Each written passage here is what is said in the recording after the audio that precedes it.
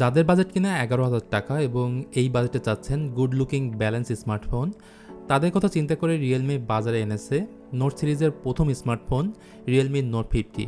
এই ফোন দুইটা ভেরিয়েন্টের সাথে বাংলাদেশের মার্কেটে পাবেন। 4GB 64GB, যার অফিসিয়াল দাম 10,999 টাকা, এবং 4GB 128GB, যার দাম 11,999 টাকা। এটা তো গেল দামের ব্যাপারে। এবার বলবো এই ফোনটার ফুল কনফিগারেশন, পাশাপাশি দাম হিসেবে নোট 50 ফোনটা কেমন হবে সেটা নিয়ে চলেন আগে কথা বলি।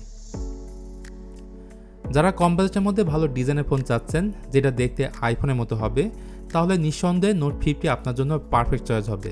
কারণ ফোনটা হাতে নিলে মনে হবে না এটা 11,000 টাকা দামের কোনো স্মার্টফোন। রিয়েলমি এই ফোনটাতে IP54 এর রেটিং দিয়েছে, তবে যেটা দেয়নি সেকেন্ডারি নয়েজ ক্যান্সেলিং মাইক্রোফোন, যেটা থাকলে কল কোয়ালিটি আরও ভালো পাওয়া যেত। At the same time Realme note 50 ফ্রন্টে থাকছে 6.74 ইঞ্চির HD+ ডিউডপ নচ ডিসপ্লে, থাকছে 90 হার্টজের fast refresh rate. So scrolling, gaming কিংবা এডিটিং সব ক্ষেত্রে আপনি ভালো বেটার এক্সপিরিয়েন্স পাবেন। এছাড়া 560 নিটস পিক ব্রাইটনেস থাকায় ইনডোরের পাশাপাশি আউটডোরে ডিরেক্ট সানলাইটে ব্রাইটনেস পাবেন মোটামুটি, মানে খুব বেশিও না আবার কমও না। কিন্তু এই ডিসপ্লে দুইটা জিনিস আমার কাছে ভালো লাগেনি, যার একটি হচ্ছে ডিউডপ নচ ডিসপ্লে আর অপরটি হচ্ছে সেকেন্ডারি নয়েজ ক্যান্সেলিং মাইক। তবে ভালো লাগবে ডাইনামিক আইল্যান্ডের মতো চমৎকার ফিচারটি মিনি ক্যাপসুল 2.0, যার ফলে চার্জিং, ব্যাটারি স্ট্যাটাস, যাবতীয় নোটিফিকেশন এতে শো করবে। আসুন এবার কথা বলি এই ফোনটার ক্যামেরা সেটআপ নিয়ে। রিয়েলমি নোট 50-র ব্যাকে রয়েছে ডুয়েল ক্যামেরা সেটআপ, যেখানে প্রাইমারি ক্যামেরাটি 13 মেগাপিক্সেলের, সেকেন্ড ক্যামেরাটি black and white sensor. Good lighting কন্ডিশনে ছবির ডিটেল, ডাইনামিক রেঞ্জ, পোর্ট্রেট আপনি এতে ভালো পাবেন, তবে লো লাইটে ছবির কোয়ালিটি আপনি এতে ভালো পাবেন না। আর সেলফি ক্যামেরা হচ্ছে 5 মেগাপিক্সেলের। রিয়ার ক্যামেরাতে 1080p 30fps এ ভিডিও রেকর্ড করতে পারলেও ফ্রন্ট ক্যামেরাতে করতে পারবেন 720p 30fps এ। সফটওয়্যার হিসেবে ফোনটাতে out of the box Android 13 রয়েছে, যা রিয়েলমি UI টি এডিশনে রান করবে। যেহেতু এটা লাইটার ভার্সন তাই অনেক কিছু এতে আপনি পাবেন না। গাইজ, বাজেট ফ্রেন্ডলি স্মার্টফোনের সব থেকে দুর্বলতার জায়গাটি হচ্ছে প্রসেসর।